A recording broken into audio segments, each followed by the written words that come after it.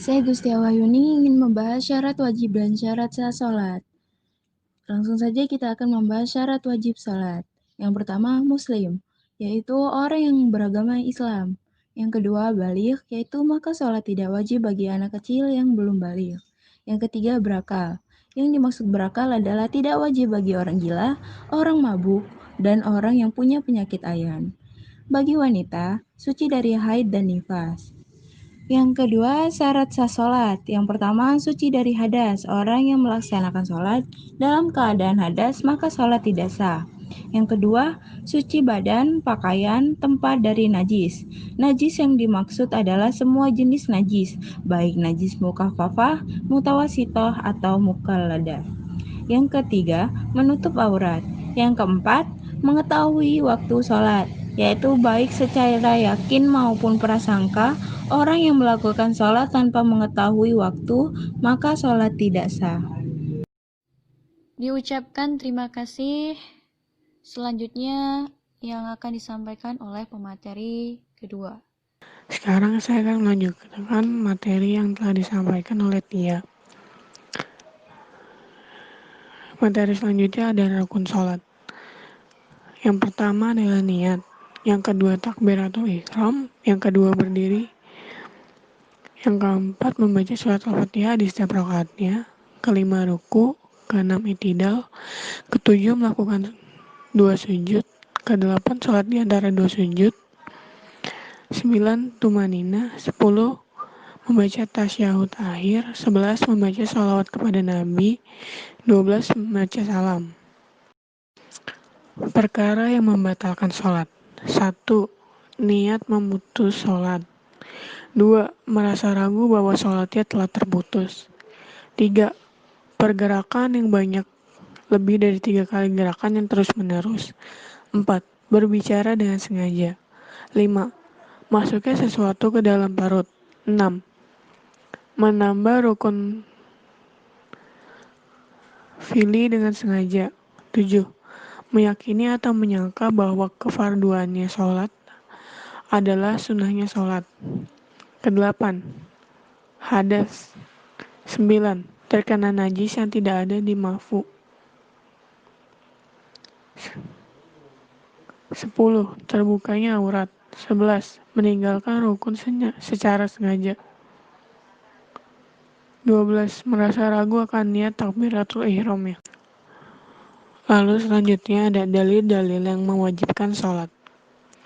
Sholat merupakan salah satu kewajiban yang menduduki kedua setelah syahadat dalam rukun Islam, sehingga di dalam Al-Quran dan hadis banyak sekali dijelaskan mengenai kewajiban untuk mengerjakan sholat. Di antara dalil Al-Quran yang menjelaskan mengenai kewajiban sholat adalah 1. Firman Allah dalam surat Al-Bayyinah ayat 5, yang artinya, padahal mereka tidak disuruh kecuali supaya menyembah Allah dengan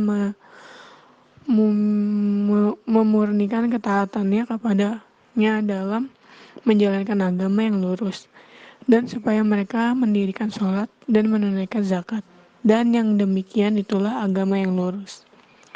Kedua, ada firman yang dalam surat An-Nisa ayat 103. Artinya, maka apabila kamu telah menyelesaikan sholatmu, ingatlah Allah di waktu berdiri, di waktu duduk, dan di waktu berbaring. Kemudian apabila kamu telah merasa aman, maka dirikanlah sholat itu sebagaimana bisa. Sesungguhnya sholat itu adalah fardu yang ditentukan waktunya atas orang-orang yang beriman.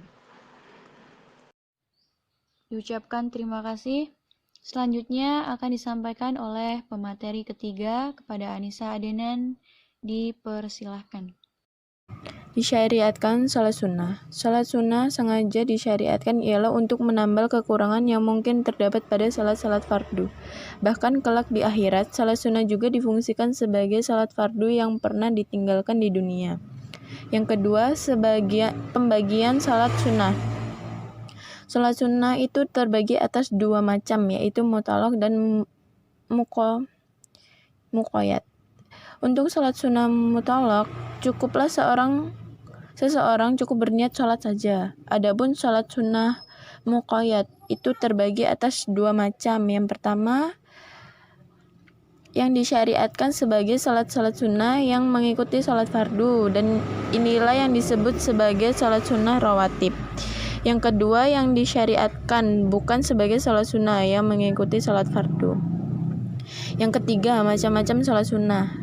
Yang pertama, salat rawatib. Salat rawatib ialah salat sunnah yang dikerjakan mengiringi salat fardu, baik sebelumnya qobliyah atau sesudahnya ba'diyah. Jumlah salat sunnah rawatib ada 22 rakaat, yang 10 rakaat muakkad sangat dianjurkan, dan yang 12 ghairu muakkad atau dianjurkan. Perinciannya adalah sebagai berikut: 10 rakaat yang muakkad, 2 rakaat sebelum salat fardu subuh, 2 rakaat sebelum salat fardu zuhur atau Jumat, 2 rakaat setelah salat fardu zuhur, 2 rakaat setelah salat fardu maghrib, 2 rakaat setelah salat fardu isya. Sedangkan 12 yang ghairu muakkad adalah sebagai berikut: 2 rakaat sebelum salat zuhur atau Jum'ah, 2 rakaat setelah salat fardu zuhur atau Jum'ah sebagai tambahan yang muakkad. Dan yang terakhir, pemateri keempat, mengenai sholat di kendaraan. Hukum sholat wajib di atas kendaraan. Kaum muslimin yang semoga senantiasa dirahmati oleh Allah, ketahuilah bahwa hukum sholat di atas kendaraan itu ada rinciannya. Hukum asalnya tidak boleh dan tidak sah, namun dibolehkan dalam keadaan tertentu. Dan diwajibkan sholat di darat jika masih bisa. Adapun tata cara sholat di kendaraan ada 5. Yang pertama, pastikan kita bersuci terlebih dahulu. Kemudian usahakan menghadap kiblat. Yang ketiga, sholatlah sambil duduk. Yang keempat, jamaklah atau gabungkanlah 2 sholat yang berdekatan. Dan bagi perempuan, yang kelima, usahakan tetap menutup aurat sebisanya. Demikian pemaparan materi yang dapat kami sampaikan. Kurang dan lebihnya kami mohon maaf. Kami akhiri, wabillahi taufiq wal hidayah. Wassalamualaikum warahmatullahi wabarakatuh.